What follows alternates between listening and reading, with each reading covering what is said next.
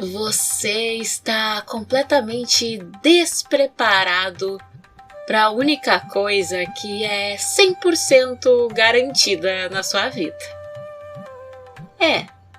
Eu tô falando da morte.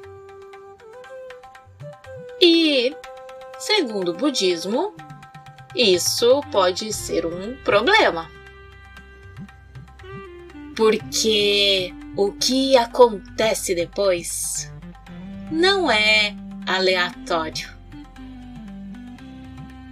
Depende tudo da sua mente.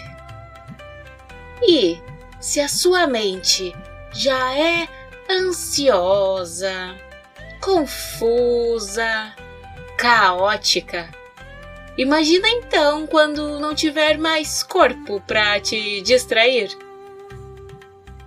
No budismo tibetano, existe literalmente um manual para esse momento. E ele descreve luzes, sons e experiências que, bem, para uma mente destreinada, podem até parecer um filme de terror. Mas aqui eu te trago um ponto perturbador. Nada disso é externo.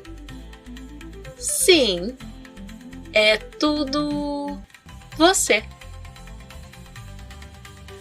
Ou seja, se a sua mente, querido ouvinte, já é caótica agora, talvez seja bom a gente conversar. Porque, segundo esses ensinamentos, a forma como você vai morrer está sendo treinada hoje. Olá, monges de sofá! Bem-vindos de volta ao Monge no Sofá. Eu sou a Julie, sua companheira de almofada, que, confesso, já passei assim uma tarde inteira tentando planejar a semana perfeita, achando que uma agenda impecável seria um escudo para todo e qualquer tipo de pensamento intrusivo. Só para acabar esquecendo onde é que eu deixei a caneta e surtando com a bagunça. Sabe quando você tenta fugir da ideia da morte, mas ela sempre aparece nos piores momentos, que nem aquele lembrete chato de bateria fraca no celular? Pois é, Buda não tinha que lidar com lembretes digitais, mas ele sabia que morte, renascimento e reencarnação são partes do ciclo da vida. E que dá sim para olhar para isso e encarar com leveza.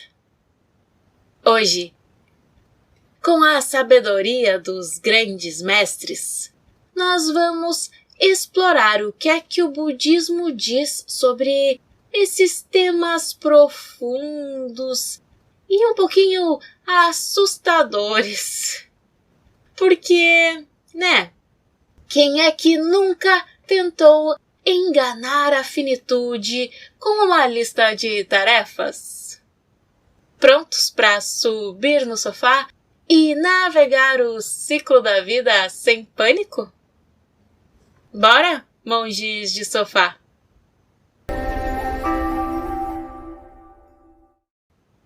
Tá, Julie.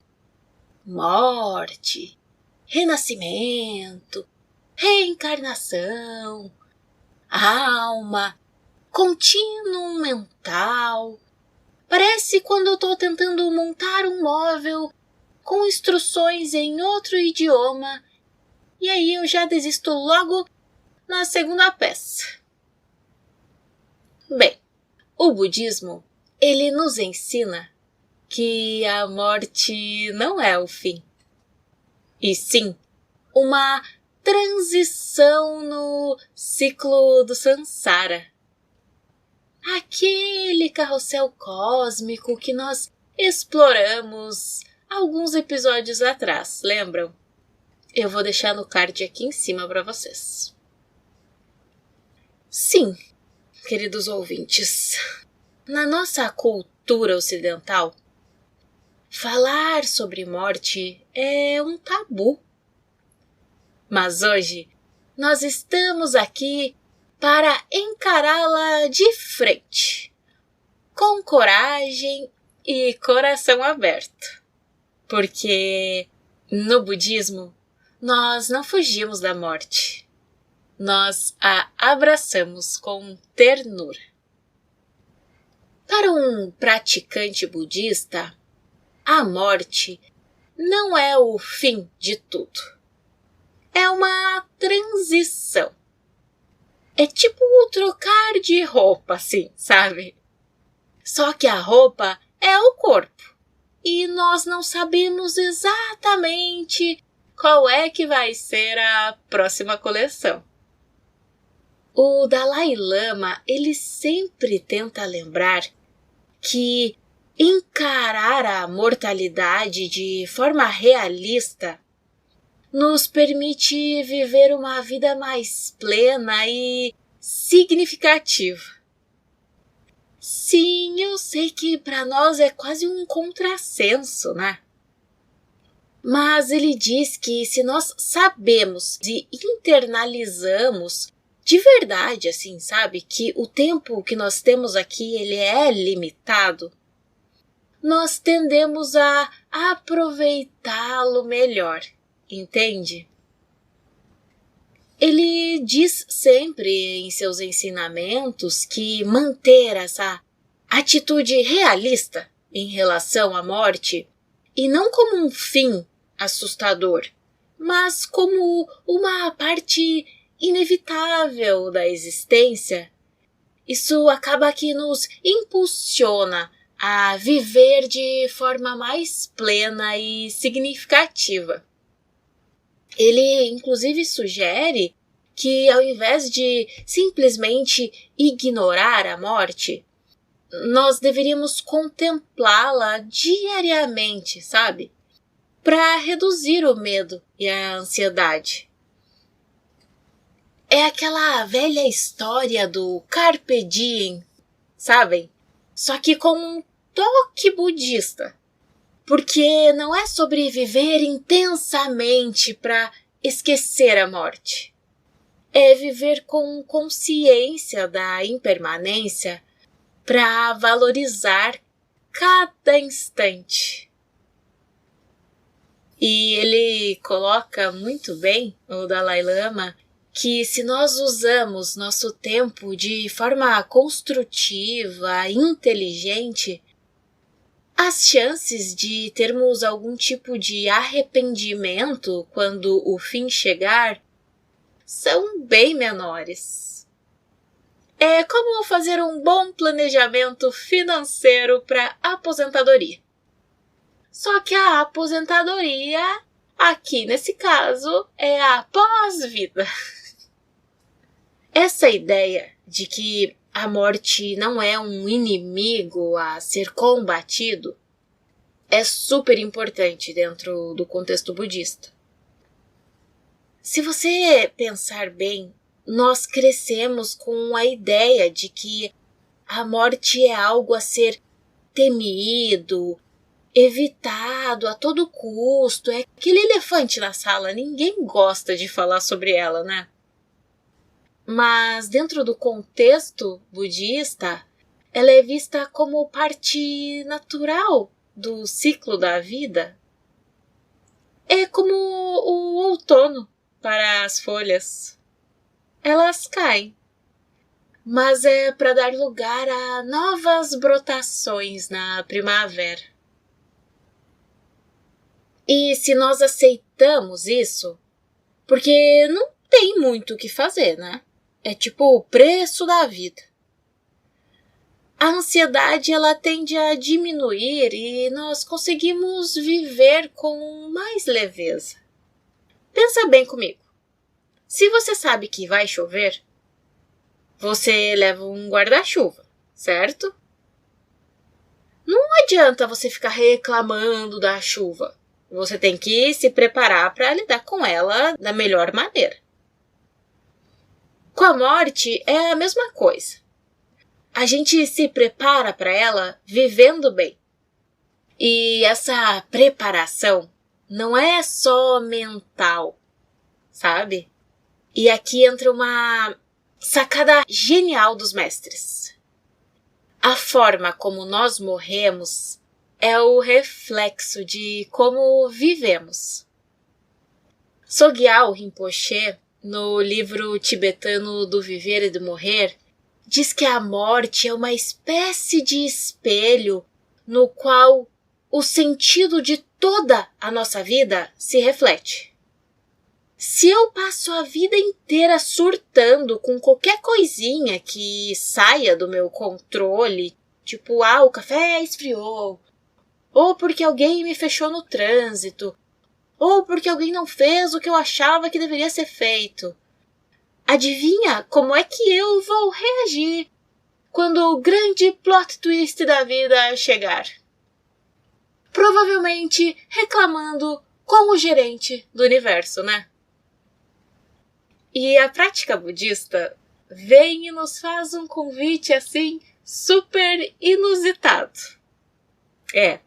Ela nos convida a morrer antes de morrer.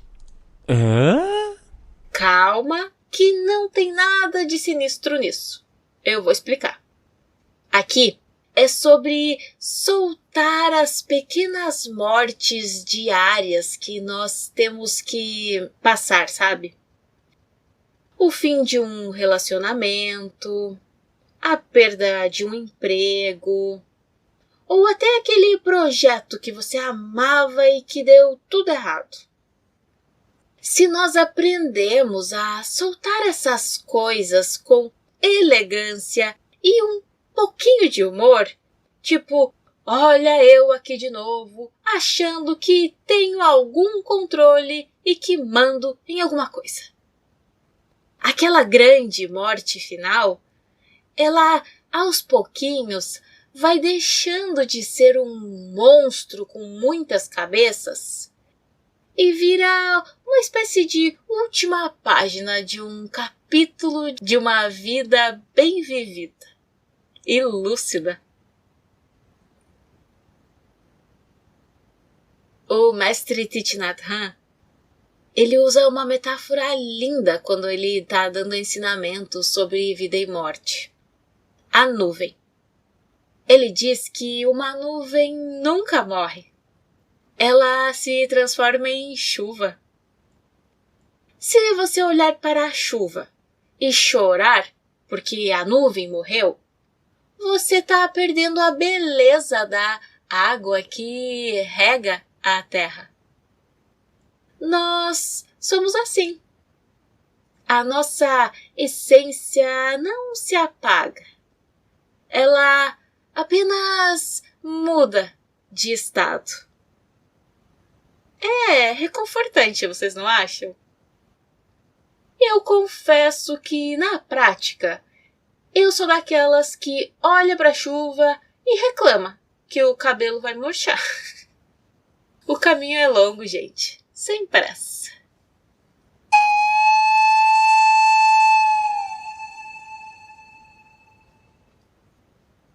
É no budismo tibetano que essa visão da morte como transição atinge um nível de sofisticação impressionante. Porque a morte não é vista apenas como um fim, mas como uma oportunidade monumental para a libertação. É o que nós chamamos de bardo, um estado intermediário entre uma vida e a próxima. Imagine que você está no aeroporto, entre um voo e outro. Não é nem a partida, nem a chegada. É um espaço de transição onde tudo é possível.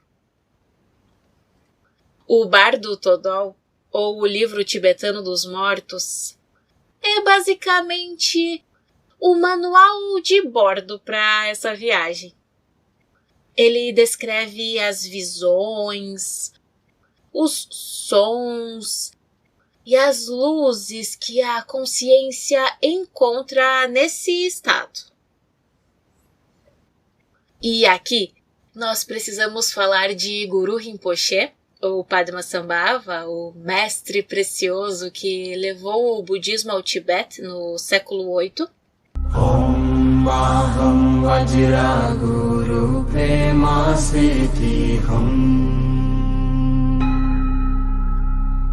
e da sua discípula tibetana, a Yeshi Tsogyal, porque eles nos deixaram um verdadeiro mapa da consciência pós-morte. A Yeshi Tsogyal, em seus ensinamentos, nos diz que o ponto mais vital é se tornar estável na prática em vida, para que a gente possa reassumir o nosso estado natural no bardo e assim despertar para a iluminação. Ou seja, a morte é a prova final. E durante a vida, nós nos preparamos praticando. E Guru Rinpoche ensinou a ela que no momento da morte, a coisa mais importante é reconhecer que todas as visões, sons e luzes que surgem são apenas o desdobramento da nossa própria mente. Nada é externo. Tudo é um reflexo de quem somos. É como ir ao cinema e, no meio do filme de terror, lembrar que aquilo é só uma projeção na tela. O assassino impiedoso, o monstro ou o fantasma não é real. O medo, no entanto, pode ser bem real se a gente se esquece disso. É por isso que é tão importante usar o tempo que você tem para praticar. A prática na almofada te prepara para esse momento.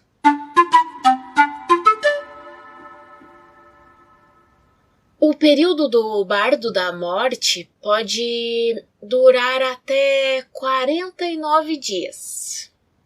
E ele é dividido em 3 fases principais, cada uma com as suas peculiaridades e desafios.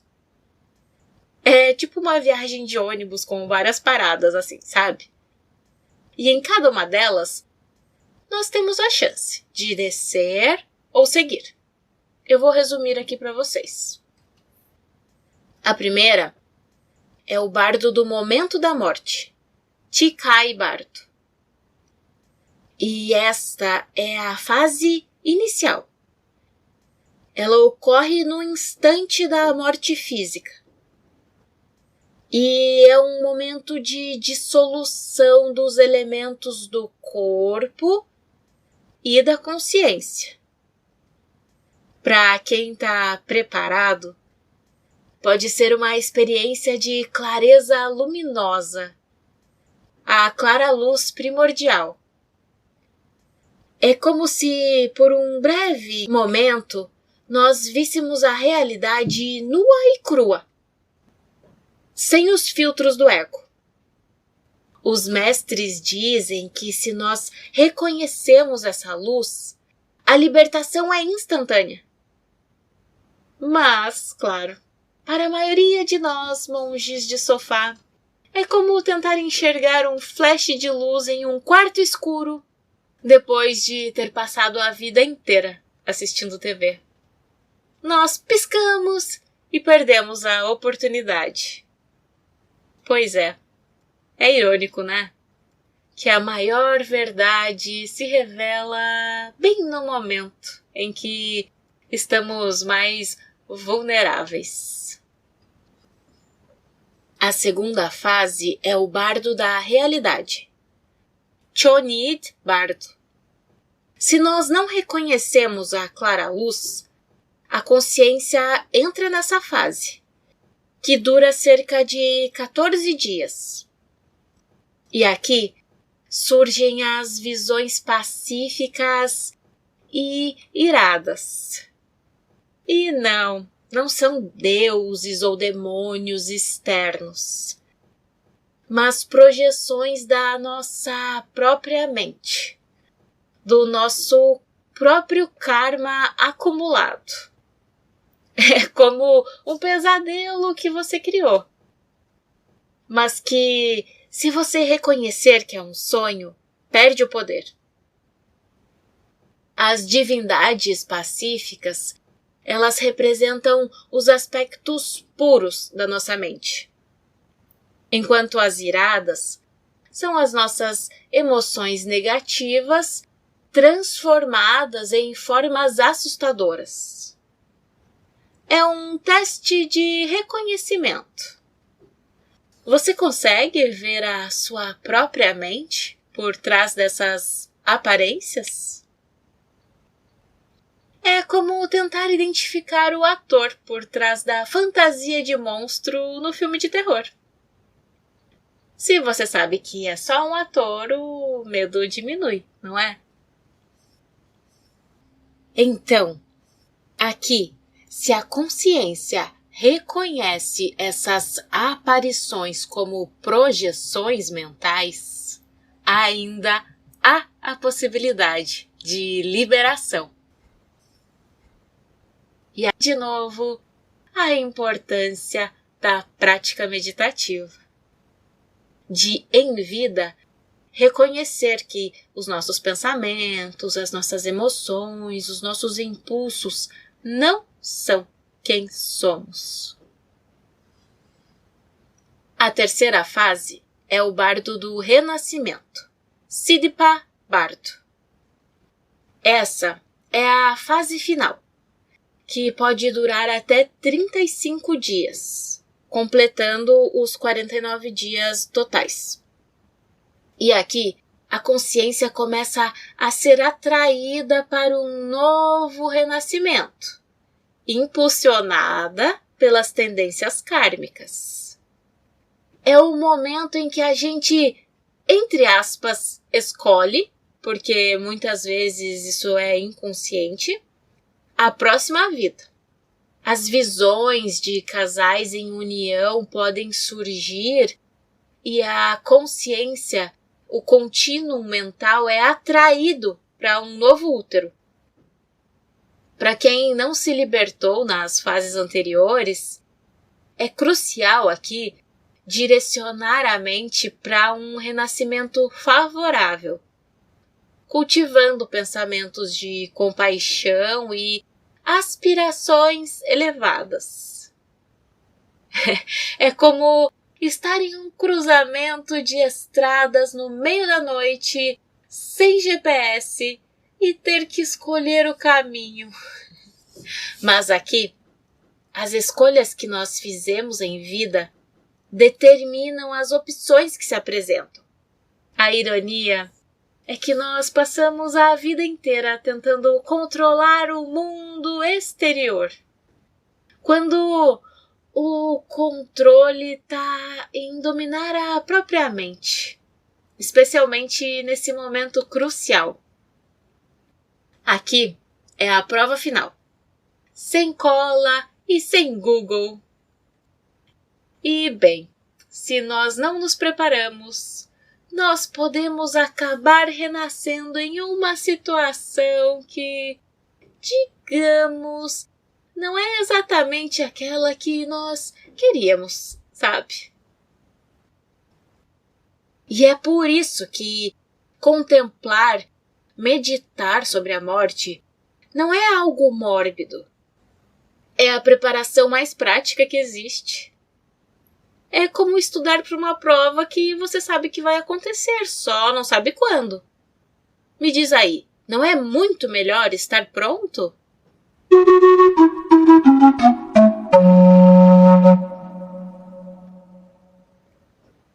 E aqui, contemplar sobre a morte é muito mais fácil quando nós contemplamos a impermanência.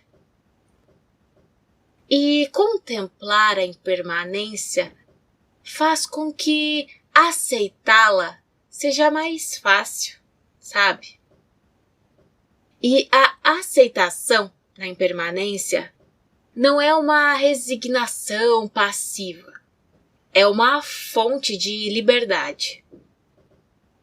Quando nós compreendemos que tudo está em constante fluxo, o apego diminui e, junto com ele, o sofrimento. O medo da morte, em grande parte, deriva do apego à vida como nós conhecemos, do apego à nossa identidade e às nossas posses. O Buda ensinou que a raiz do sofrimento é o apego e a morte, ela é o desapego supremo. Imagine que você está segurando um balão. Se você o aperta com força, ele pode estourar. Se você o solta, ele voa livremente. A vida é um pouco assim. Quanto mais nos agarramos, mais sofremos com a inevitabilidade da perda. Não é sobre ser fatalista, sabe? É sobre ser realista. É como saber que o seu celular vai descarregar. Você não entra em pânico. Você carrega. Com a vida, a gente carrega ela com significado, com compaixão, com ações hábeis, para que quando a bateria acabar, a gente possa desligar com um sorriso. Então, essa consciência da impermanência e da morte não é para nos deprimir e nos deixar melancólicos. É para nos impulsionar a viver de forma mais ética e compassiva. Se a vida é curta e preciosa, por que gastá-la em brigas, inveja ou apego a coisas que não duram? E Buda nos ensinou que a meditação sobre a morte é uma das práticas mais eficazes para cultivar a compaixão. Porque quando nós percebemos a fragilidade da nossa própria existência e a de todos os seres, o coração tende a se abrir. Sabe quando você está no engarrafamento? E aí, de repente, você vê uma ambulância, você escuta o som antes, né, lá atrás? Naquele momento, é como se todas as suas pequenas irritações com o trânsito desaparecessem. E você só quer que a ambulância passe e chegue ao destino dela, não é? A consciência da morte tem um efeito semelhante. Ela nos tira do nosso pequeno egoísmo e nos conecta com a humanidade compartilhada. O mestre Dzongkar Kyentse Rinpoche, ele diz que a morte é o melhor guru. Ela não mente, não bajula e não te dá desculpas. Ela simplesmente é. E ao aceitar essa verdade assim, nua e crua, nós podemos começar a nos perguntar: o que é que realmente importa? E é nesse ponto que a ética budista, baseada na não violência e na compaixão, faz todo sentido. Não é uma lista de regras chatas. É um guia prático para viver uma vida que não gera arrependimentos, nem para nós e nem para os outros. É como ter um GPS que vai te avisando assim, sobre os buracos na estrada da vida, para você não cair neles e ainda ajudar os outros a desviar. E claro, rir um pouquinho de si mesmo quando você, inevitavelmente, acaba caindo em um ou em outro buraco.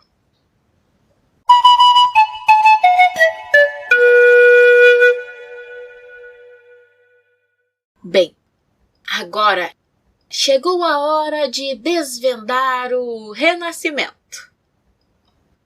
No budismo, o renascimento não é a mesma coisa que reencarnação. Muita gente confunde, mas a diferença aqui é crucial. Pense assim, reencarnação é a ideia de uma alma que muda de corpo, tipo um motorista que troca de carro. Já o renascimento budista é mais como a chama de uma vela acendendo outra. A nova chama não é a mesma da anterior, mas há uma continuidade, uma dependência. É um contínuo, não uma transmigração de uma entidade fixa. É a ideia de que não existe uma alma ou um eu permanente que transmigra. O que continua é um fluxo de consciência, de tendências, de karma. É como uma onda no oceano. A onda não é uma entidade separada da água. É uma manifestação temporária do movimento do oceano. Uma onda surge, se desfaz, e outra surge em seguida. Mas o oceano continua. Assim somos nós. Um processo contínuo de surgir e perecer. Vida após vida. E essa continuidade é condicionada pelo nosso karma. E vocês lembram? Karma não é destino, é ação. As ações que nós fazemos, sejam elas mentais, verbais ou físicas, elas criam tendências que influenciam o nosso futuro. Não tem como fugir disso. É tipo plantar sementes. Se você plantar maçã, colhe maçã.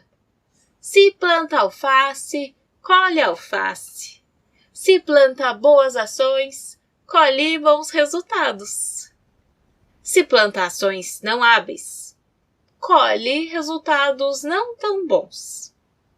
É apenas a lei da causa e efeito em ação. Não tem juízo moral aqui. Apenas uma consequência natural. Agora, vamos elevar o nível da conversa. Se não tem um eu fixo, e daí?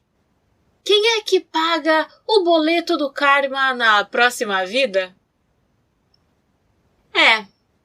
Essa é a pergunta de $1 milhão.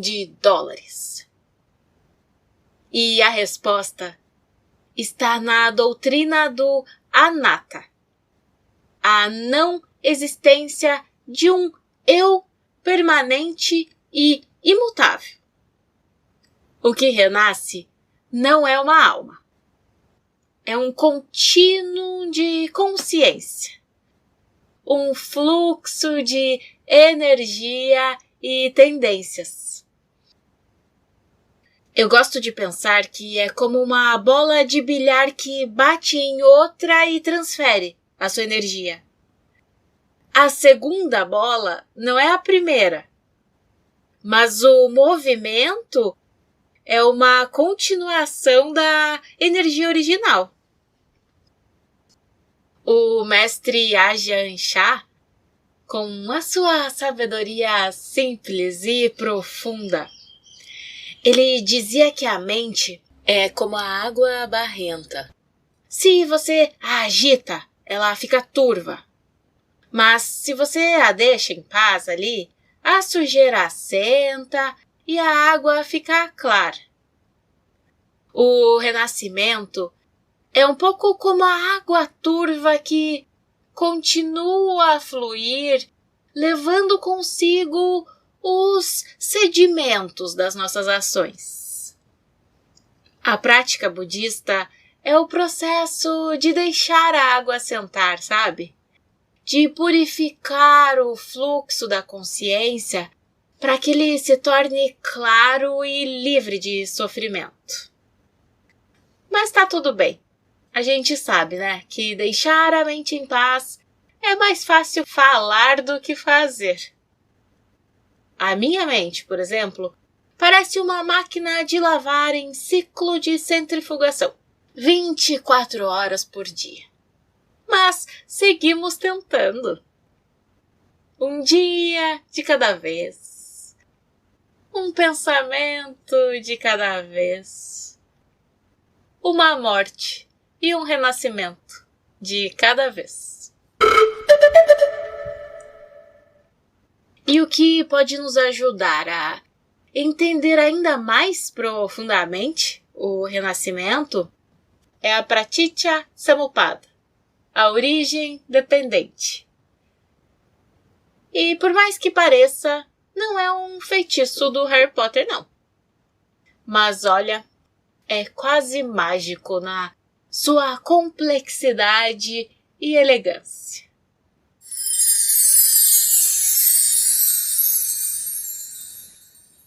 Basicamente, quer dizer que tudo surge em dependência de outras coisas. Nada existe de forma isolada. É como um bolo. Ele não vem e surge do nada. Plim, bolo. Não. Ele depende da farinha, dos ovos, do açúcar, do quentinho do forno, de boas mãos para fazê-lo e, claro, da sua vontade de comer um docinho. O renascimento é uma manifestação dessa lei. A nossa existência atual é condicionada por ações e tendências de vidas passadas. E as nossas ações agora, elas estão condicionando as futuras. É uma teia intrincada de causas e efeitos, onde cada fio está conectado. Guru Rinpoche, Padmasambhava, ele tem uma frase incrível sobre isso. Ele diz assim: se você quer saber a sua vida passada, olhe para a sua condição presente. Se você quer saber a sua vida futura, olhe para as suas ações presentes. Maravilhoso, né?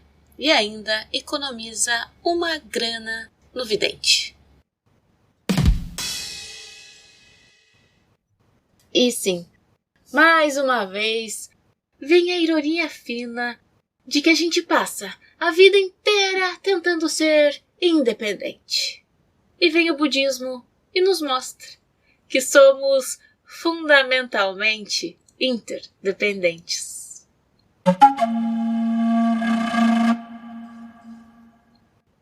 E para que o renascimento ocorra, o budismo aponta 3 fatores essenciais: o óvulo da fêmea, o esperma do macho e a energia do karma.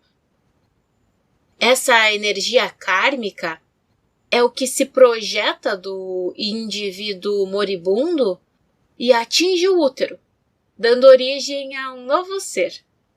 E lembrem que não é uma alma que entra no corpo, mas uma energia que condiciona o surgimento de uma nova consciência. É como a eletricidade que acende uma lâmpada. A eletricidade não é a lâmpada, mas ela faz a lâmpada funcionar. E essa energia kármica não é algo místico ou sobrenatural. É a força das nossas volições, das nossas intenções. Cada pensamento, cada palavra e cada ação que nós fazemos cria uma impressão, uma semente que vai germinar no futuro. É como um efeito dominó. Uma ação leva a outra e assim por diante. E o objetivo da prática budista é justamente quebrar esse ciclo de renascimentos insatisfatórios, o samsara, através da sabedoria e da compaixão. Como diria um bom programador, é encontrar o bug no código do samsara e corrigi-lo para sempre.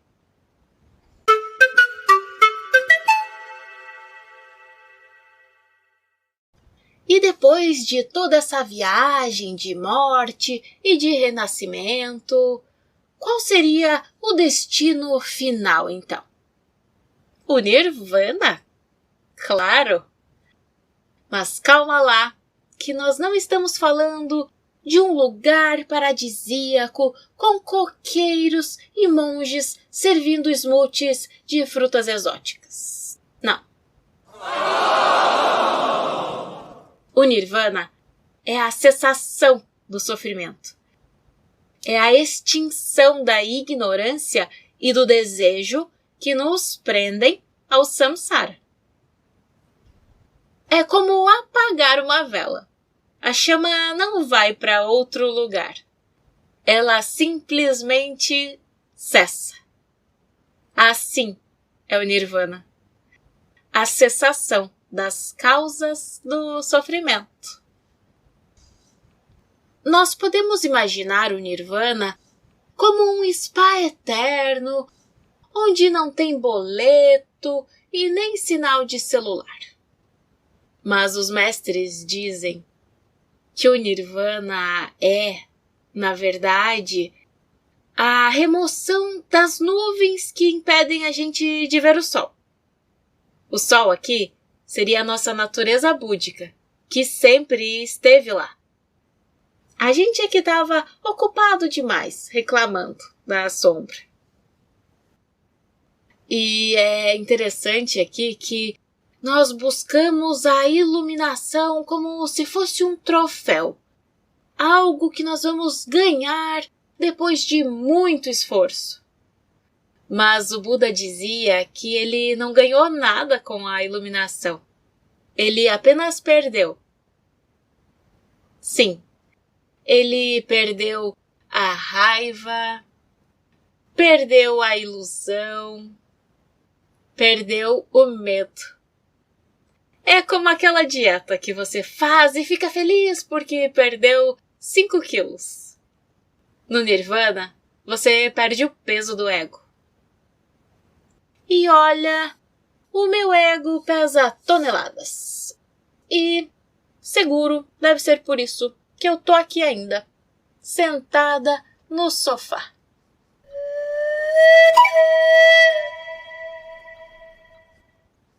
Então, o Nirvana não é um lugar para onde nós vamos, mas um estado que somos. É a mente em sua pureza original, livre das contaminações da ignorância, do apego, e da aversão. É aquela história, lembra da água que, quando agitada, parece turva? E aí, quando se acalma, revela sua clareza intrínseca? Então, o Nirvana é essa clareza. Os textos budistas, eles descrevem o Nirvana com termos como o incondicionado, o não nascido, o não criado, o não formado. Isso significa que ele está além de todas as categorias que a nossa mente dualista pode conceber. Não é existência e nem não existência. Não é felicidade nem sofrimento. É a cessação de toda a dualidade. É como tentar descrever a cor azul para alguém que nunca viu as cores. É impossível com palavras. Só pode ser experimentado. E é muito louco, né?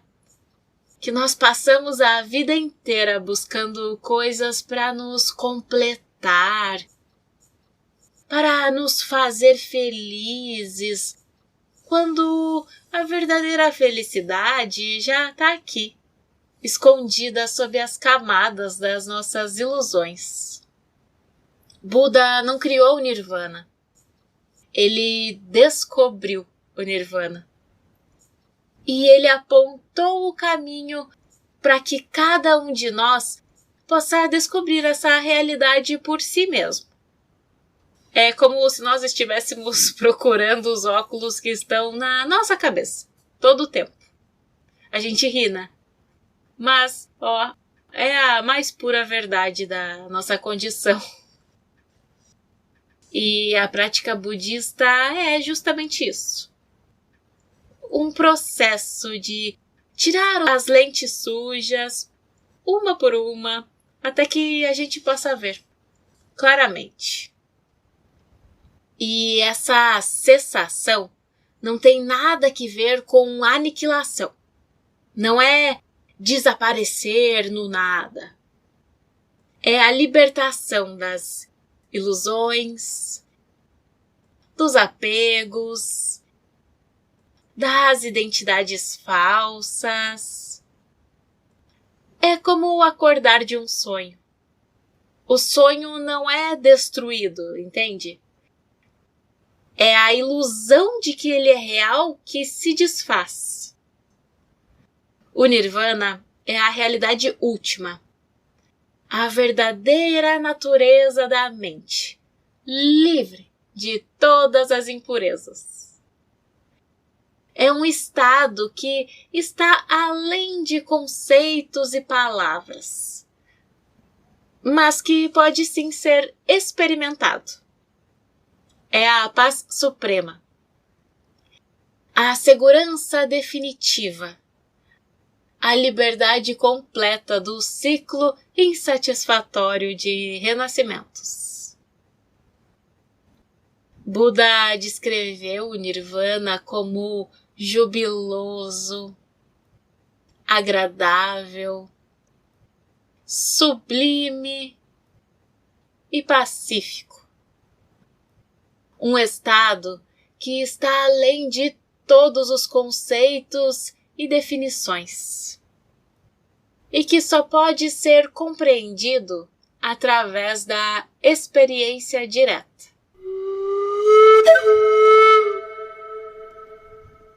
E como faz para alcançar esse estado magnânimo? Nós temos um caminho. É o nobre caminho óctuplo. A compreensão correta, o pensamento correto, a fala correta, a ação correta, o modo de vida correto, o esforço correto,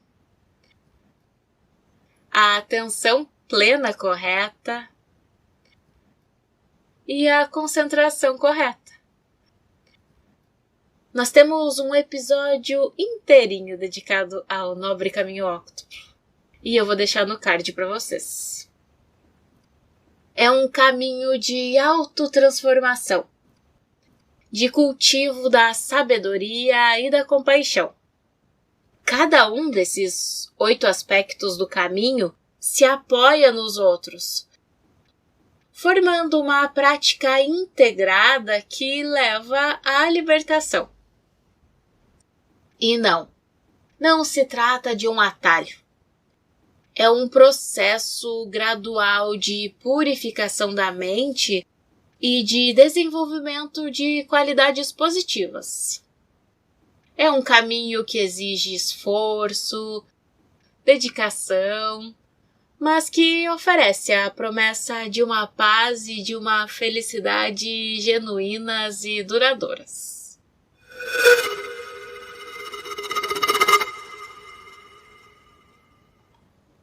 E a libertação do samsara não é um ato egoísta.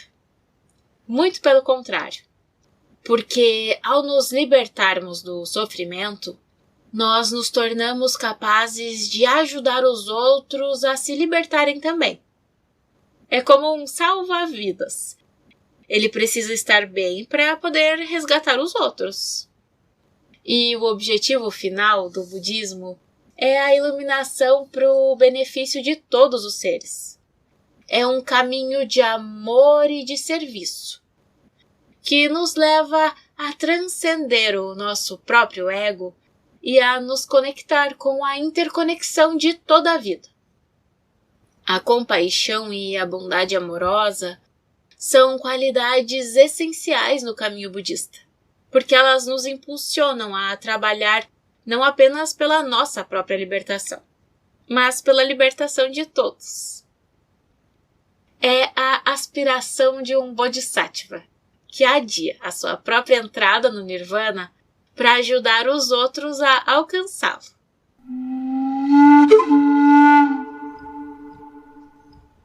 Bom, meus queridos ouvintes, por hoje é só. Falamos de morte, renascimento e Nirvana.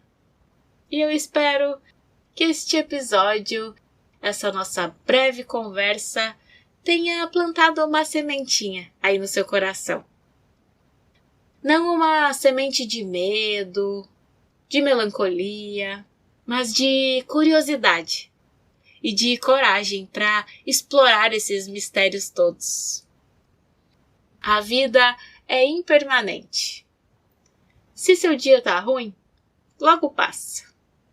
Se o dia tá bom, aproveite cada segundo, porque também passa. E como dizem os mestres, a morte não é o oposto da vida. O nascimento é o oposto da morte. A vida, ela é contínua, vasta e cheia de possibilidades. Obrigada pela sua companhia até aqui hoje. Eu sou a Julie e foi uma alegria dividir esse sofá com vocês. Até semana que vem. E que até lá você possa praticar a bondade, cultivar a compreensão e, se puder, não levar a si mesmo tão a sério. Que esse episódio possa trazer benefícios a todos os seres.